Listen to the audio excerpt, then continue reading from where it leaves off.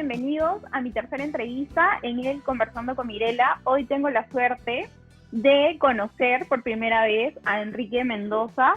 Él es un especialista en temas de empresas familiares, así que Enrique Mendoza, bienvenido a Conversando con Mirela. Por favor, cuéntanos acerca de tu desarrollo profesional, académico y todo lo que queremos saber acerca de ti. Bueno, en primer lugar agradecerte, Mireia, por la oportunidad. Muchas gracias por la invitación. Y bueno, a ver, te cuento un poco mi historia, ¿no? En realidad divido mi experiencia profesional en dos ámbitos, ¿no? El ámbito de consultor y el ámbito de docente, ¿no? O el lado académico, ¿no? En el lado de consultor, como consultor tengo, digamos, 20 años de ejercicio profesional y 15 dedicado al asesoramiento de empresas familiares. Comencé más o menos por el año 2005 en Chile, igual que tú, así comencé a vivir en Chile en el año 2005. Trabajé en una consultora especializada justamente en temas de empresas familiares. Me quedé hasta el año 2008, 3 años en Santiago. Conocí mucho Chile porque teníamos clientes en provincias, tanto en el norte como en el sur. Y todas eran empresas familiares, por supuesto. Ahí comenzó mis primeros acercamientos, mis primeras experiencias, ¿no? con este tipo de empresas, digamos, latinoamericanas, porque al final mi experiencia es latinoamericana, no solamente en Chile, sino pasó a Perú, después también hemos tenido clientes bolivianos, después en Ecuador, ya te contaré, digamos, más adelante. Y después el año 2008 regresé a Perú, fundé mi consultora que se llama De Valor Consultoría, especializada en asesorar a empresas familiares, ¿no? Y nos especializamos en el tema de implantar sistemas de gobierno corporativo para empresas de este tipo, ¿no? Que generalmente son empresas de tamaño pequeñas que quieren ser medianas y medianas que quieren ser grandes. Ese es el segmento de nuestros clientes, ¿no? Y bueno, esa experiencia nos permitió ser consultores del BID, también del Banco Interamericano de Desarrollo. Yo fui jefe del equipo de consultoría para la creación del primer programa de empresas familiares en el Perú, allá por el año 2011, Ya. y que hasta actualmente funciona, ¿no? En la Cámara de Comercio de Lima, en la parte, digamos, de consultoría, ¿no? Y en la parte docente, digamos, soy docente actualmente tanto de pre como de posgrado de la UPC. También en Centrum voy a comenzar a dictar algunos cursos, y de la Universidad Ecotec de Guayaquil, así se llama. Dicto los cursos de empresas familiares justamente y cursos de estrategia empresarial. En 2016 publiqué un libro que se llama Las 3 claves de éxito de las familias empresarias. Muchas gracias, Enrique, por presentarte. Quiero que, como para entrar en calor en la conversación, comencemos por algo importante. El tema de empresas familiares, bueno, todo el mundo sabe que es una empresa familiar, todos tenemos conocimiento de eso, pero quiero que en este caso, debido al proyecto de este blog, enfoquemos la pauta de empresas familiares a dos temas importantes: el desarrollo organizacional y la comunicación empresarial. Quiero que nos comentes ¿de qué tratan? ¿Cómo se podría definir una empresa familiar? Yo tengo entendido que estos están relacionados en ciclos de generaciones familiares. ¿Realmente es así? Sí, por supuesto. A ver, en primer lugar, me parece bueno tu enfoque, el de desarrollo organizacional y comunicación, porque justamente el desarrollo de una empresa familiar tiene que ver con eso, ¿no? La consultoría que nosotros los especialistas en empresas familiares damos, justamente son consultorías de desarrollo organizacional en base a un sistema comunicacional, ¿no? Que es la base de este sistema de profesionalización, ¿no? Le podemos llamar así. Por ese lado me parece perfecto enfocar la entrevista así.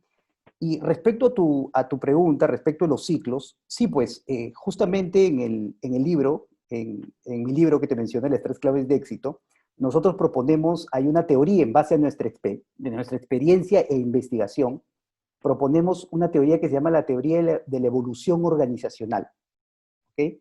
Que nos dice que mientras más compleja sea una realidad, necesita una estructura organizacional más desarrollada, ¿no? Claro, una cosa es cuando es una microempresa que recién comienza y está el socio fundador solito, ¿ok? Necesitas una determinada estructura, ¿no? No necesitas algo muy complejo. Esa es una primera etapa, ¿no? O una primera generación, ¿no? Como se le llama. Después, si esta microempresa sigue creciendo, pasamos a una pequeña o a una mediana, depende, y ya en esa etapa, ya como el fundador se casa y tiene hijos, nos encontramos en lo que la teoría denomina el consorcio de hermanos, ¿no? La sociedad de hermanos, ¿ok? Donde ya los hijos del fundador justamente comienzan a tomar protagonismo, que es una segunda etapa, ¿no?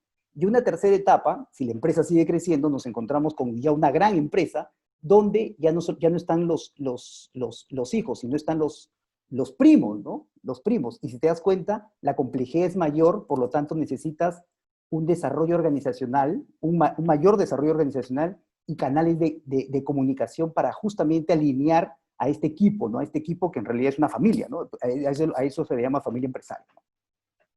Ok, entonces, solamente para aclarar, los ciclos de una empresa familiar no están vinculados al crecimiento operativo, sino a la generación que tiene el control de la empresa en sí. En realidad, a ambos. Como te digo, Ya. hay dos ejes, ¿no? Hay dos ejes, podríamos decir. El eje de la complejidad de la empresa, que Ujú. va de micro a pequeña, a mediana, que es Ah, ok. por facturación o por número de trabajadores, ¿no? Y también está el eje o la otra vertiente que es la familiar, ¿no? Que comienza con Ujú, un emprendedor, ¿ok? Que trabaja solito, ¿ok? Y a ujú. veces comienza a contratar a algunos colaboradores, a veces familiares, y después pasa a una sociedad de hermanos y después a un consorcio de primos, como le dice la teoría, ¿no? Perfecto. O sea, en Tú realidad, nos men- ambos ejes son claves, ¿ah? Ambos ejes son claves. Tú no puedes Van de considerar la mano. solamente negocios, van de la mano. Claro, a veces uno se desarrolla más que otro, eso es normal, porque a veces o la familia crece más y el negocio se queda, por lo tanto va a Ujú. desaparecer, o el negocio crece mucho, que es lo más conveniente además, el negocio crece mucho y la familia, digamos, no tanto, ¿no? O el negocio crece más rápido y la familia, digamos, tiene, digamos, más o menos los cambios generacionales son de 30 años, cada 30 años cambia la generación. Perfecto. Tú mencionabas algo importante acerca de las generaciones. Nos hablaste de 3 etapas. Quiero que nos enfoquemos en la primera etapa o la primera generación. Hoy, con la coyuntura del COVID, los emprendimientos y los nuevos negocios pues están Claro, a la orden del día, ¿no? Y en su totalidad exacto, todos son familiares o de socios familiares. El primer dueño casi siempre es un hace de todos. Inicia la cadena de producción y la termina. claro. Puede o no tener una instrucción académica, lo puede hacer empíricamente, pero sin duda su rol actual y el futuro va a marcar la pauta de la organización. El fundador, desde el punto de vista del desarrollo organizacional, sin ser un experto, ¿qué debe dejar como legado a las siguientes generaciones? Importante, yo le llamo, eso es un tema de cultura, ¿ya? Yo lo enmarco dentro del tema de cultura, o sea, de desarrollo organizacional y dentro del desarrollo organizacional la cultura. Y lo que debe dejar como legado, o siempre debe estar preocupado ese líder fundador, en dejar implantada, digamos, primero en su familia y después en la organización, una cultura de implementación de prácticas profesionales. ¿Ok? Desde el inicio, ¿ah? Yo creo que eso tú lo marcas desde el inicio, desde que creas el negocio. Cuando tú creas el negocio, al menos lo que yo recomiendo a los emprendedores, Uh es -huh, siempre entrar a la formalidad. Siempre entrar a la formalidad. O sea, yo sé que, digamos, a veces las leyes son muy restrictivas, digamos, o muy onerosas, pero siempre la ley, si tú piensas trascender en el tiempo, la legalidad es el único camino para, digamos, lograr ese objetivo, ¿no? Tienes que formalizarte, tienes que constituir tu empresa, tienes que inscribirla en registros públicos, tienes que inscribirla en SUNAT, sacar tu RUT y si tienes facturación, pagar tus impuestos, ¿no? Pagar tus impuestos. Eso es lo primero que tienes que hacer. Y entrar a la formalidad. Y si te das cuenta, a partir de eso, ya desde el inicio comienzas a marcar una cultura de prácticas profesionales. ¿Ok? ok, Y claro, y conforme vas creciendo, tienes que ir implementando otros mecanismos, otras herramientas que te permitan lograr el sostenimiento de tu negocio, ¿no? El sostenimiento de tu per negocio. perfecto. Hablábamos con Melissa Díaz en la entrevista anterior acerca de las empresas de triple impacto, que son las empresas que están en el marco del tema de la responsabilidad social, las buenas prácticas laborales. Coméntame desde tu experiencia, ¿piensas que es importante en el momento cero que el fundador establezca principios como se tome un tiempo para definir esta es mi misión, mi visión, mis valores, esto es lo que quiero llegar, lo que quiero que me represente?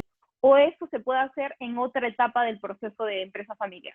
Particularmente en mi experiencia, yo creo que eso se hace posteriormente, ¿no? Lamentablemente, la dinámica de los negocios, sobre todo en los negocios que recién comienza, es distinta, ¿no? Generalmente es de mucha austeridad, de mucha austeridad. Y de mi experiencia, ya hemos asesorado a más de 80 empresas familiares y los fundadores me han contado su historia, la mayoría, si no diría el 100%, comienzan en situaciones de crisis económica, o son despedidos, o en caso de las mujeres, sus esposos los han dejado con hijos, ¿ok?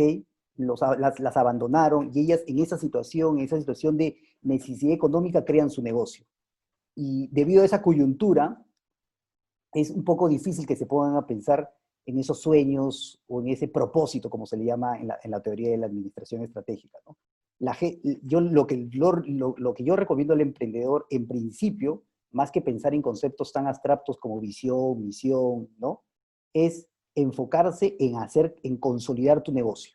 ¿Y qué es lo que te va a hacer consolidar tu negocio? Enfocarte en las estrategias.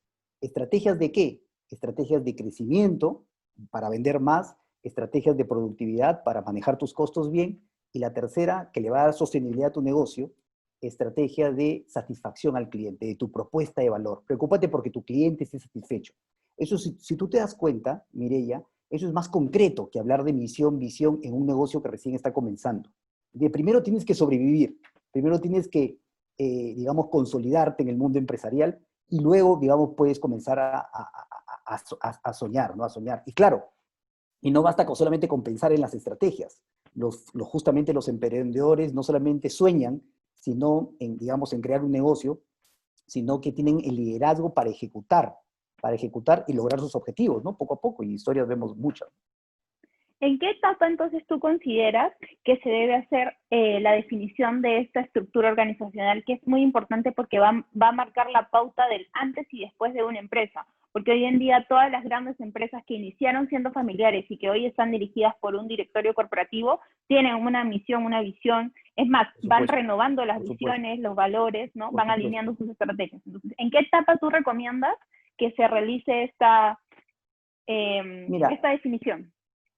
Estos conceptos están relacionados a planeamiento estratégico. Y yo, por ejemplo, a un planeamiento estratégico formal, ¿no?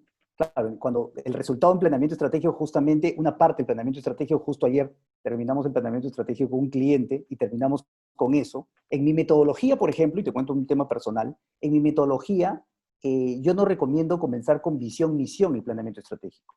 Yo comienzo, a mí me gusta trabajar primero en temas concretos. Hoy, ¿qué le tengo que dar a mi cliente? ¿Cómo logro vender más? ¿Cómo reduzco mis costos? Y una vez que terminamos todo eso, que es el hoy, ya podemos comenzar en el futuro y lo que queremos para brindarle a la sociedad, ¿no? A la sociedad.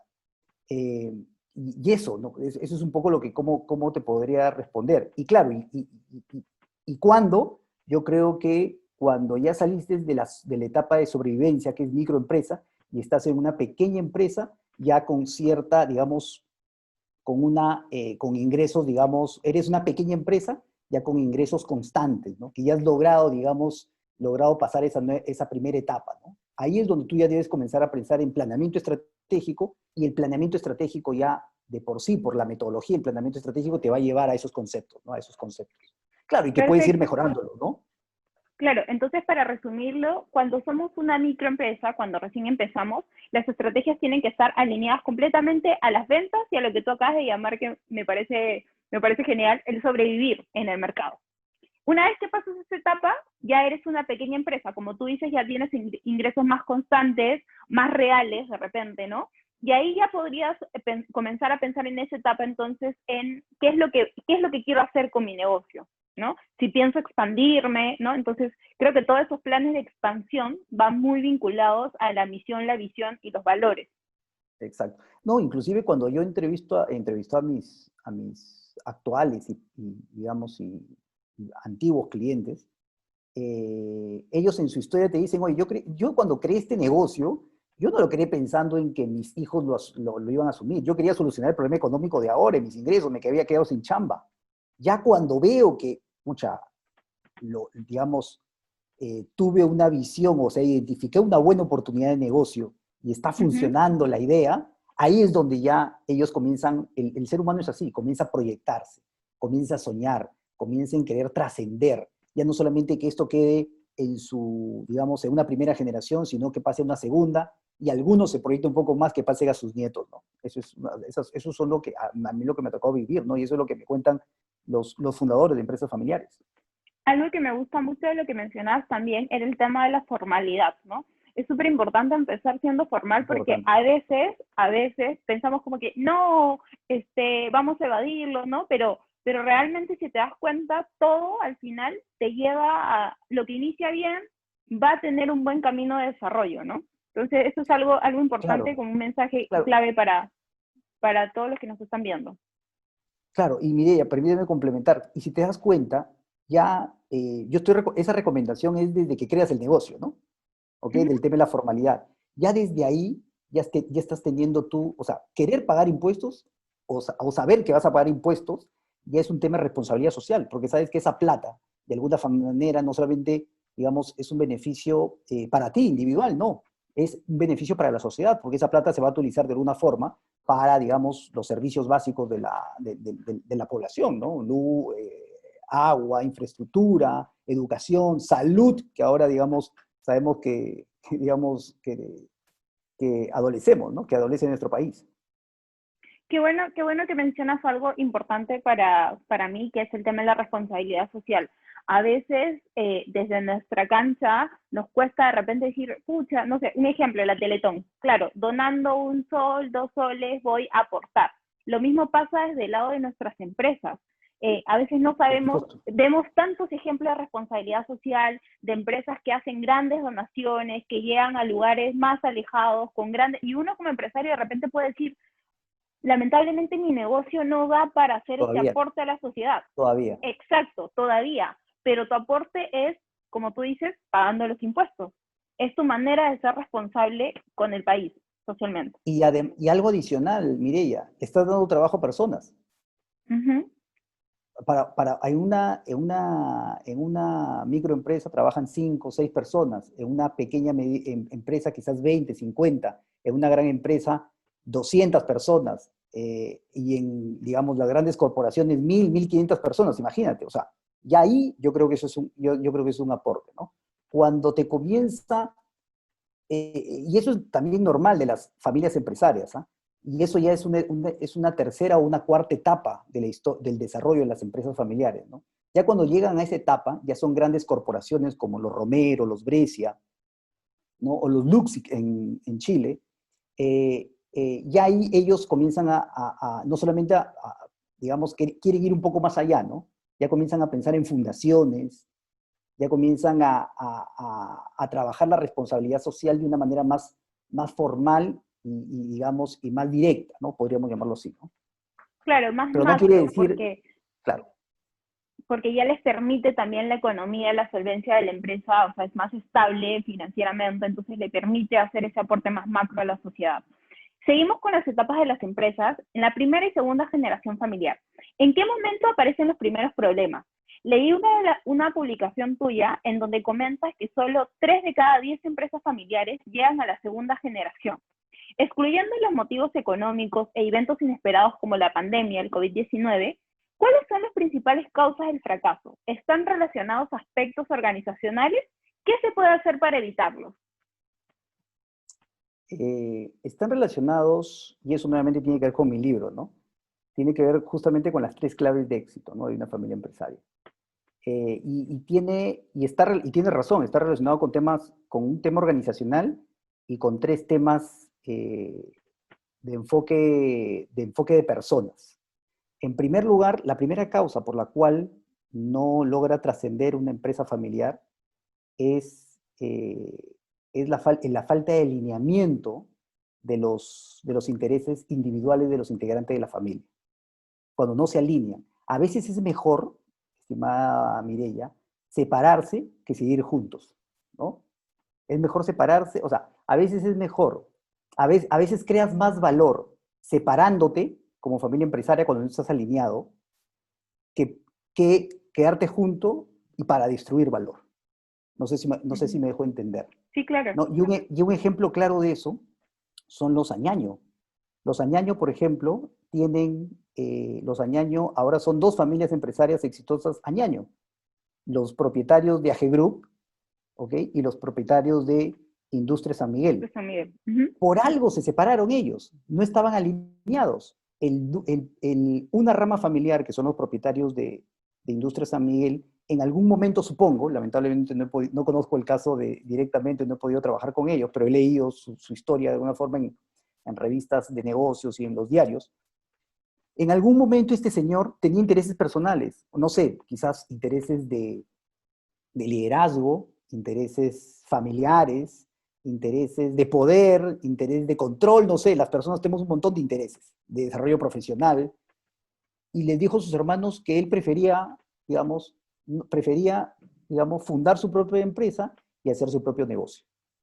Quizás por el tema de unidad, de mantener la unidad familiar, no se hubieran separado y quizás ahorita, digamos, los añaños quizás estuvieran en el Poder Judicial peleándose, como varias historias de Como familias varias empresarias familias. terminaron. O sea, se separaron en su momento oportuno y ahora tenemos dos familias empresarias añaño que dan, digamos, trabajo, que pagan impuestos y que tienen un impacto, digamos, social, ¿no? Me viene a la mente con lo que acabas de mencionar, y tú ya mencionaste a una empresa, que nacieron como familiares, hoy con directores independientes, incluso listadas en bolsa, con operaciones en varios países, en donde la imagen de fundador o fundadores, que puede ser una pareja de esposos como los Añaños, como los Iraoka, que tienen un aura como especial. Y los trabajadores actuales, aún sin conocerlo, están al tanto del origen de la empresa. Es como que se crean mitos, ¿no? Mitos que van pasando de generación en generación. Bueno, por ejemplo, hace 50 años, Juan Pérez venía y él abría la empresa, él se encargaba de limpiar aquí, almorzaba con Exacto. nosotros, ¿no? Y crean un vínculo especial, generando el dónde empezamos, dónde estamos y hacia dónde vamos. Entonces, ¿cómo lograr comunicar de mejor forma ese legado familiar, aun cuando de repente los fundadores ya no están en la empresa o ya no están físicamente en la empresa? Claro, eso no es, ya, ahí justamente viene, tú mencionaste dos aspectos al principio de la entrevista, ¿no? Por eso me parecieron interesantes, desarrollo organizacional y el tema de comunicación empresarial, ¿ok? O comunicación organizacional. Y aquí justamente, aquí entramos a hablar de la segunda parte, ¿no? O sea, tú para poder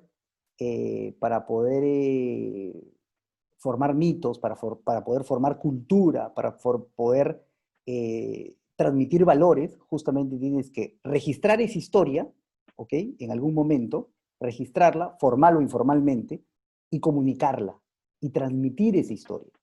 Y claro, y para eso las familias empresarias que implementan prácticas profesionales, regresamos a lo mismo al comienzo de la entrevista, que implementan Ujú. prácticas profesionales, justamente esas prácticas hacen que estas historias, estos mitos, estos ritos, estos valores se transmitan, digamos, en las diferentes generaciones, ¿no?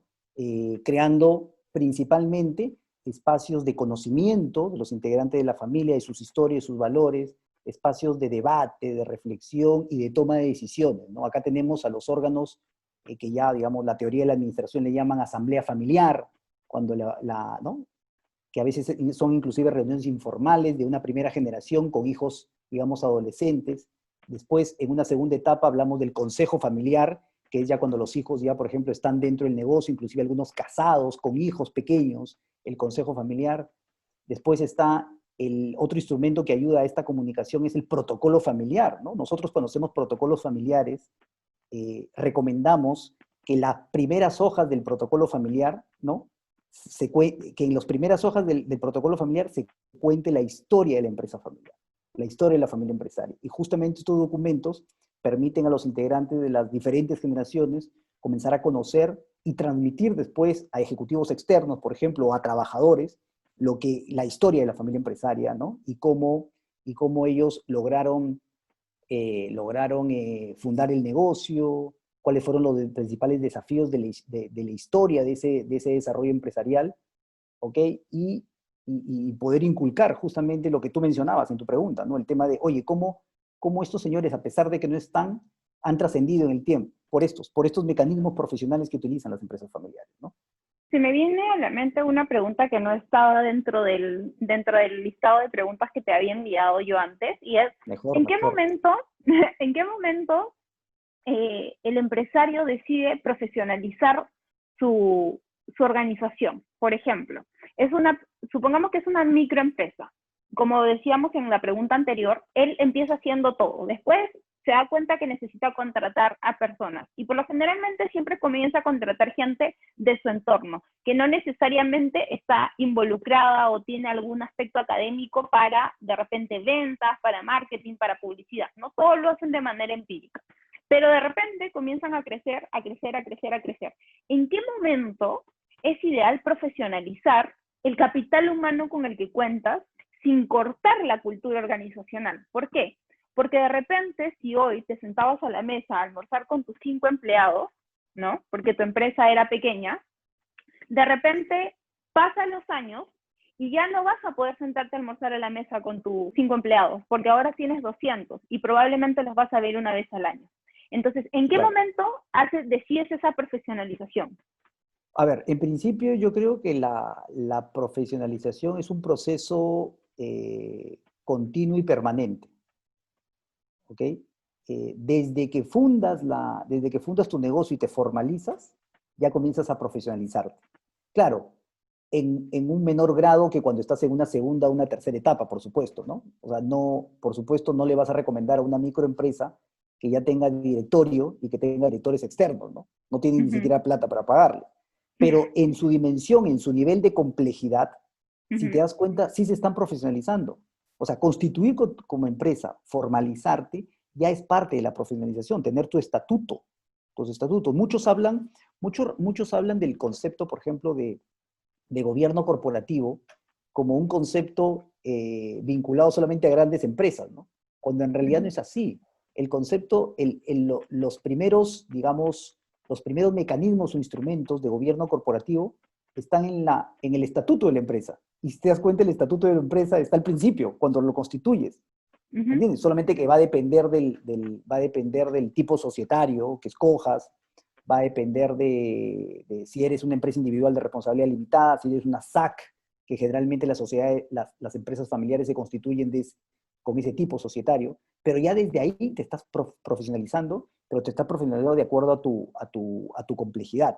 Lo que pasa es que si no continúas profesionalizándote, si no continúas implementando buenas prácticas, ¿okay? Buenas prácticas que te permitan, digamos, en el lado empresarial, mantener a tu negocio competitivo y en el lado familiar, mantener la unidad familiar, ahí es donde ahí es donde entran las estadísticas del que solamente el 30% pasa a segunda y que el 15% solamente pasa a tercera. Por eso no todos, no todos los emprendedores, o no todos los emprendedores llegamos a ser Romero o Brescia, pues, ¿no? Porque lo hicieron bien ellos para llegar a donde están. Claro, para trascender. Claro, también se equivocan, ¿no? También se equivoca, por supuesto, y ya quizás Lo lo hemos podamos saber podido un poco ver, más claro. adelante. Finalmente, esa es una pregunta que se me hace muy difícil hacértela porque he visto tan de cerca muchas empresas familiares en las que yo he trabajado y creo que es un arma de doble filo, la exposición mediática del líder fundador de una empresa familiar. Uy, claro, claro. Algunos emprendimientos familiares, especialmente los que brindan servicios, pueden llegar a tener desde 500, 5.000, 15.000, 20.000 colaboradores hasta más en su primera generación. Y generan un vínculo, como ya te lo había mencionado, muy especial con este fundador, y este fundador se transforma de repente en un líder, un guía, un mentor, un embajador de la cultura, ¿no? Y está muy expuesto en las redes sociales. Estamos hablando de una empresa actual, no de empresas hace años donde no existía la tecnología. ¿Qué ventajas y desventajas identificas en estos casos y qué debe comunicar un fundador mediático y qué no? A ver, si eres un fundador mediático, yo te respondería esta pregunta de dos formas, ¿no? O sea, si eres mediático, o sea, si eres visible, digamos, o eres un referente, digamos, para tu sociedad, en principio tienes que hacer las cosas bien, ¿no? Tienes que hacer las cosas bien y eso tiene que ver con profesionalismo, justamente, con el concepto que estamos mencionando, ¿no? ¿A qué me refiero con hacer las cosas bien, ¿no?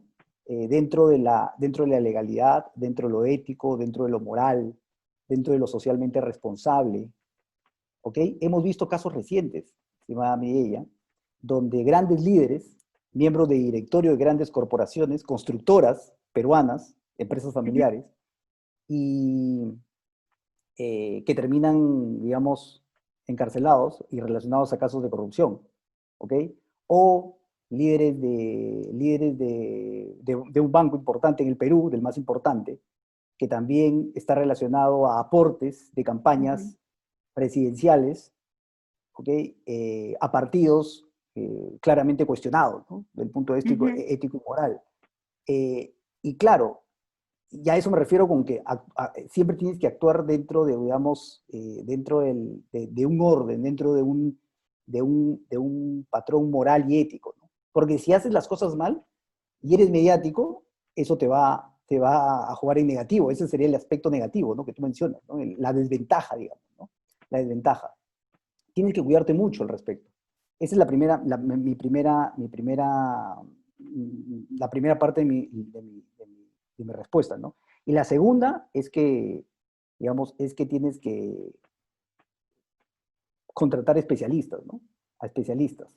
A especialistas que te indiquen cómo tienes que comunicarte, cómo tienes que decir ujú. las cosas, ¿no? Porque muchas personas son buenos líderes, digamos, motivadores, ¿ok? O técnicamente son muy capaces, pero lamentablemente no tienen una buena comunicación, digamos, con el público a través de redes o a través de radio o televisión, ¿no? Para eso tienes que entrenarte, ¿no? Y la comunicación, si tú eres el líder mediático, la comunicación no solamente tiene que, digamos, tienes que pensar en lo que tienes que tener en cuenta en lo que tú piensas, sino también tienes que tener en cuenta, digamos, o tienes que preguntar a tus asesores, ¿no?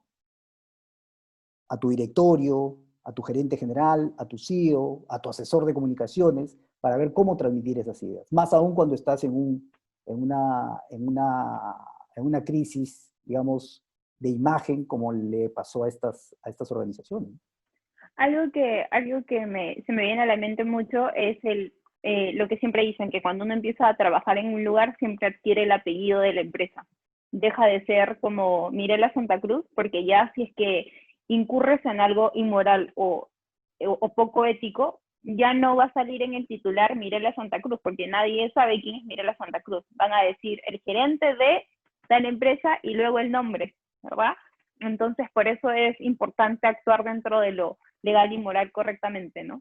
Un buen Ujú, ejemplo de comunicacional, digamos, de buena estrategia comunicacional, es la que ha hecho Pastelería San Antonio, ¿no? Con su CEO externo, no es miembro de la familia, Rubén ujú, Sánchez, ¿no?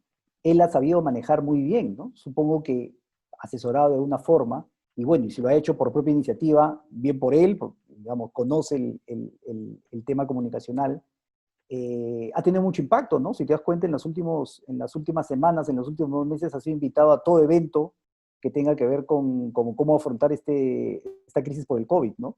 ujú. Y yo he tenido la oportunidad de escucharlo en un webinar y lo que cuenta es lo que hemos conversado en esta reunión, ¿no? Justamente es Pastelería de San Antonio, que es una empresa de tercera generación, de 60 años en el mercado, eh, justamente ha implementado, por ejemplo, un directorio que él cuenta en sus webinars, un directorio donde ya desde diciembre se venía reuniendo, desde diciembre del 2019, se venía reuniendo para mapear lo que venían sucediendo en otros países, ¿no? Respecto del COVID, cuáles eran las consecuencias, y más en el sector restaurantes digamos, que le interesaba a ellos, ¿no? Y venían haciendo seguimiento a todas las medidas que iban tomando los países conforme el COVID los iba tomando, digamos, ¿no? O sea, Ujú, comenzaron con China, después Europa, después Estados Unidos, hasta llegó al Perú, ¿no? Y eso les permitió establecer planes de contingencia, ¿no? Él cuenta que eso les permitió establecer planes de contingencia. Y cuando Vizcarra, el domingo 15 de marzo, si mal no recuerdo, el domingo 15 de marzo, menciona, digamos, el inicio de la cuarentena, ellos lo único que tuvieron que hacer a través de sus buenas prácticas profesionales, es activar su plan de contingencia, ¿no? Y es por eso que han salido, digamos, no sabemos qué tanto los afectó económicamente, pero, digamos, al menos como imagen, y estamos hablando de ujú. comunicación, han salido muy bien Claro, parados, ¿no? Como marca. claro. Lo que pasa es que yo creo que como lo hablamos en la entrevista con César, nadie en sus protocolos, en sus manuales de crisis, tenían como mapeado una pandemia mundial. Entonces, en este caso que tú cuentas del gerente de San Antonio, él hizo algo que probablemente otros no, estuvo un paso más adelante. O sea, él vio, se adelantó, tuvo una visión más holística y dijo, ok, esto probablemente llegue a Perú. Y si no llega, qué bueno, ¿no? Pero si llega, yo voy a estar con mi plan para Claro. enfrentarlo correctamente. Y si te das cuenta, no es solamente un trabajo de él, no es un trabajo en equipo, ¿no? Del Ujú, directorio que está conformado, que él contaba que está conformado por inclusive por integrantes de la familia empresaria, imagínate. ujú. O sea, él dice que, por ejemplo, en Pastelería de San Antonio ya ningún ejecutivo es de la familia. Los familiares solamente están arriba en el directorio. Y a partir de ahí es donde dirigen y controlan el negocio, ¿no? Una pregunta que me es importante es, y creo, me imagino que el dato lo debes tener ahí a la mano, es cómo está constituido el Perú en temas de empresas familiares, en temas de medianas y grandes empresas. Tenemos muchas empresas familiares, yo creo, en Perú que son exitosas, pero ¿cómo son las medianas y grandes empresas? Una reciente investigación de Ernst Young, de EY, del año 2019, el año pasado, nos dicen que aproximadamente del total de empresas en el Perú, el 80 o el 85% son empresas familiares. Son empresas familiares. Y eso es algo normal, ¿ah? O sea, la gente como que le toma una sorpresa, pero si te das cuenta, ¿cuál es la unidad básica de la sociedad? La familia. La familia. Y en el ámbito familiar es donde se crea todo en este mundo. Y por supuesto, el tema empresarial no es la excepción, pues, no es la excepción. Es normal que existan este porcentaje de empresas familiares. Inclusive yo me atrevería a decir que es más, ¿ah? En otros países el porcentaje de empresas familiares llega a 90, 95, 85%. Bueno, no sé cuál habrá sido la muestra o la metodología que tomó Ersan Yan, pero yo me atrevería a decir que, digamos, el porcentaje es mucho mayor, ¿no? Mucho mayor. Inclusive, eh, o sea, el impacto económico que las empresas familiares tienen es súper importante, ¿no? Eh, aportan casi el 60% al Producto Bruto Interno, ¿ok? También más del 50% del empleo lo generan las empresas familiares. Y están en los principales sectores económicos del país, ¿no? Buenaventura, los Benavides, ¿no? La principal minera de oro del país son los propietarios, es una familia empresaria. En bancos están también presentes las empresas familiares. Si te das cuenta, o sea, no solamente, o sea, son varios datos que confirman la importancia de las empresas familiares en la economía de los países. Y no solamente es en el Perú. Yo escucho a varias personas que dicen, el Perú estamos llenos de empresas familiares. No solamente en el Perú, en el mundo, en Europa. Existen investigaciones en Estados Unidos, en Europa, en Asia, donde las empresas familiares predominan. Samsung es de los Lee, es una empresa familiar. Heineken es una empresa familiar de los Heineken, justamente. Y así te puedo mencionar varias empresas familiares, ¿no? O sea, la relevancia es importante, es por eso que el mundo académico, el mundo de la administración estratégica, a partir de los años 80, digamos, los académicos comenzaron a darle importancia a este tema y comenzaron a crear, digamos, a hacer investigaciones al respecto y a crear cursos inclusive, ¿no? Inclusive en los MBAs existen cursos de empresas familiares. Yo enseño en la UPC un curso de empresas familiares en el MBA. Enrique, mencionas algo importante porque es probable que muchas de las personas que nos vean estén iniciando un emprendimiento o de repente tengan, así como yo, el bichito de crear algo nuevo, ¿no? ¿En qué momento uno dice, oye, necesito un asesor, necesito un consultor, alguien que me oriente o tomar un curso, por ejemplo? ¿Tú crees que es primero tomar el curso, averiguar acerca del desarrollo de un emprendimiento o es hacer el emprendimiento y luego ir a ver qué es lo que necesito?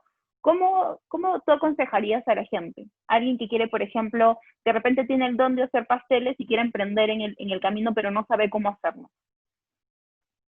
Yo soy más práctico en ese sentido, ¿no? Y tomo las palabras de Enrique Pajuelo, líder de una empresa familiar peruana, que en una entrevista en RPP o en gestión, ahora no recuerdo, él dijo que hay que lanzarse. O sea, hay que lanzarse al ruedo. Para ser emprendedor, o sea, el emprendedor tiene que tener dos cosas. Visión para identificar el negocio, y si lo identificaste, y no te quedes solamente en simple soñador, tienes que lanzarte. Tienes que tener liderazgo para poder organizar los recursos y lograr digamos, tratar de lograr tu visión, ¿no? Ya después en Hay, el camino, pues ahí en el camino, tú vas a darte cuenta qué necesitas. Vas a comenzar a conocer tus fortalezas, tus debilidades personales como líder y vas a comenzar a capacitarte y entrenarte, ¿no? Y los consultores, digamos, las micro, digamos, un poco difícil que contraten consultores, digamos, a las pequeñas yo les recomendaría ya tener al menos un consultor de cabecera, ¿no? algo importante que acabas de mencionar es el tema de, ok, me lanza al ruedo, comienzo a hacer mi emprendimiento, pero yo creo que llega a haber un momento emocional en donde sientes que no está bien, no es lo tuyo y quieres abandonar el emprendimiento. ¿Qué aconsejas a las personas que de repente están en este momento, en esa situación?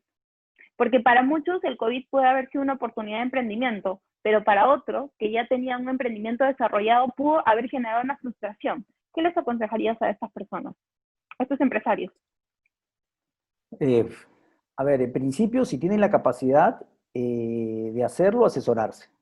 Si no, si no tienen la capacidad de poder contratar a alguien externo que los ayude a, a replantear su propuesta de valor, a replantear su modelo de negocio, ¿ok? Que los guíe de alguna forma con herramientas, digamos, profesionales, digamos, para este tipo de trabajo, yo les recomendaría que ellos mismos, oye, en Internet está toda la información.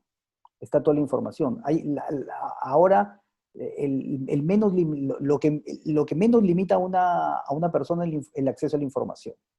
Tú puedes, digamos, navegar de alguna otra forma y comenzar a conocer conceptos básicos como modelo de negocio, como canales de distribución, como propuesta de valor, ¿ok?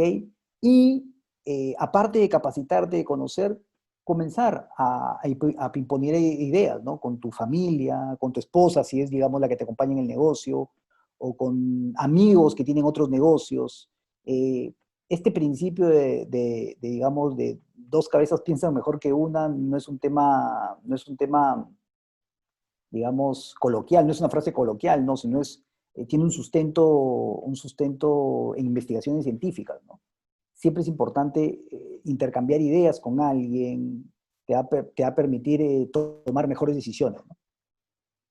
Bien, bien, Enrique. Y finalmente, quisiera que por favor remarcáramos por qué es importante el legado empresarial.